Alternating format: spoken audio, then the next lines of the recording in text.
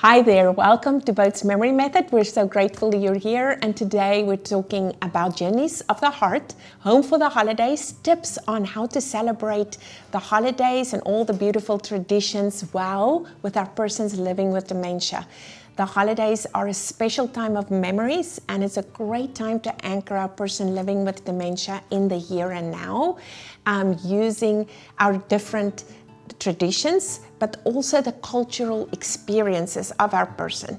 So for someone to feel anchored and secure and included, we do need to take in account what holiday are we celebrating, what does that look like, and how does that connect to our person's past, and what parts of that is important, and how can we include some of those pieces in order to make our loved ones feel included and welcomed into the celebrations. And that can be tricky. And today I have a panel here with me to talk a little bit about the different traditions, their past experiences, and some tips on what we can do to make this a festive time and new memories for everyone.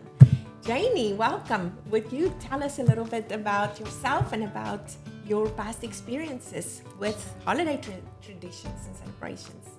Sure. Hi, I'm Janie Gant, and I'm a dementia specialist. I had my father live with me for the last few years of his life with dementia.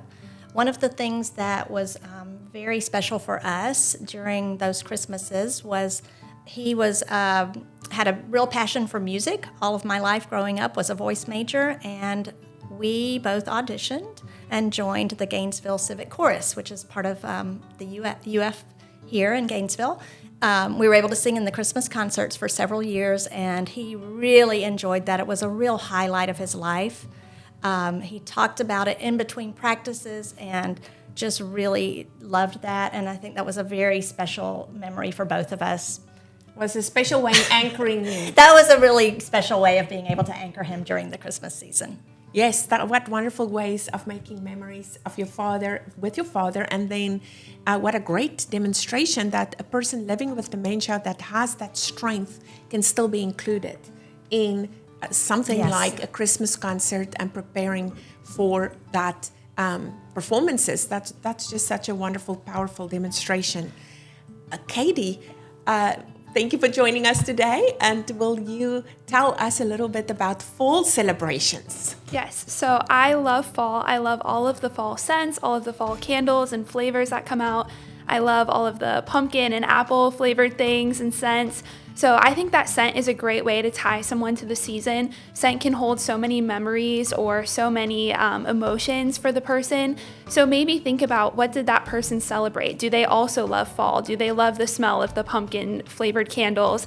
And so you can light a candle or use a candle warmer if you don't feel safe having a flame, to incorporate those scents back into their day and really orient them to the season.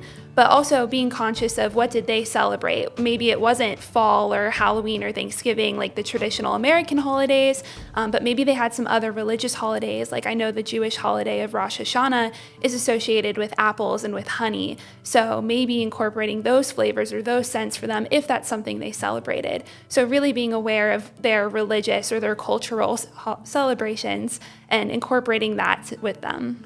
I love that. You know, it's so powerful. We had a lady who wouldn't wear her alert button, but when her dementia specialist put a little cross on the alert button, she immediately connected with a cross and put it on every day. So it just makes me think of the visual impact of our different traditions and celebrations, and how that visual connection, and like you said, the smells and the sounds and the tastes has such a powerful emotional impact that can bring back prior memories and prior joys. Even though we cannot always remember the here and now, those powerful sensations can bring memories from prior celebrations back to us.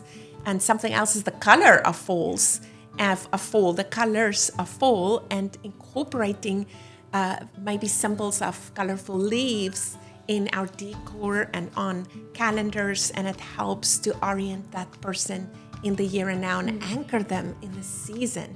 Such a beautiful image of doing that. Thank you for sharing, Katie. Monica, would you like to share with us about the winter celebrations? Yes, I love the winter holidays. My family and I go all out for Christmas. We decorate, we make cookies, fluffy pajamas, the whole works. We also like to celebrate Enlightenment Day, which is December 8th. It's a Buddhist holiday, and I just think it's really important to, remember every person has their own traditions with the holidays, and there's a lot of different ones, not just Christmas. We have Hanukkah and Kwanzaa. I'm sure there's a lot more I'm not thinking of. And then, of course, New Year's and all the different traditions there. One thing about, I think, the holidays is it can be very overwhelming, I think, for everyone, but especially someone with dementia. But you can still incorporate your person living with dementia and not exclude them just by being a little bit more mindful of how you include them. And, you can still go for a car ride and look at the lights or decorate ornaments and bake your special cookies. Yes, so many different ways that we include the sounds and the smells and the different feels of this season. But like you said, being mindful of how our person's progression with dementia may be impacted by exposed to the different sensory experiences. Like you said previously, it's the winter season is a very rich sensory experience where we have lots of decorations and music and smells, and we just need to be mindful about how we expose our person during that season. And I know, Janie, you had a nice little a story about how you guys incorporated your dad during celebrations. Yes, as Monica said, those celebrations can be quite overwhelming. With all of my children and grandchildren, that was a lot of people and a lot of noise. And my father loved people and loved all the celebrations, but that could become very overwhelming for him. Overwhelming for him meant he would go take a nap. Yes. So one of the things that we practiced with not only celebrations, but if we were going out somewhere as a group, we would take turns as a family being attending to him one-on-one. So that way it wasn't all me, or it wasn't all my daughter-in-law, or another family member that was tied up the entire time helping my dad, because he needed that one-on-one, and keeping him from becoming overwhelmed because he had what he needed every moment. Right. And so that was just a really nice way for us to be able to share in really loving him and enjoying that time with him, but also keeping him in the mix and not becoming overwhelmed and being provided with everything he needed. That's such a great example of being intentional and have a plan going into a family celebration. You have a very large family. I know you have many children, many grandchildren, but it was important for you to have your dad included, but going into it with a plan and a strategy on having that connection with him so that he didn't withdraw and go to bed.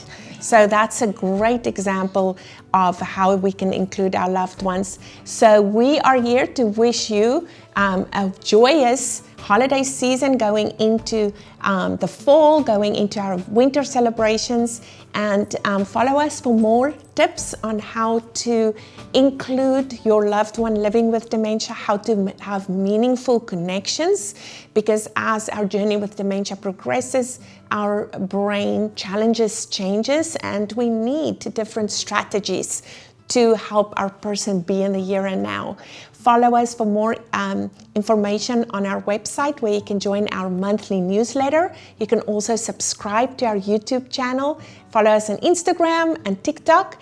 And as always, drop us some questions or recommendations, things you want to see or hear. We are here to lock arms with you on this dementia journey. Thank you for joining us.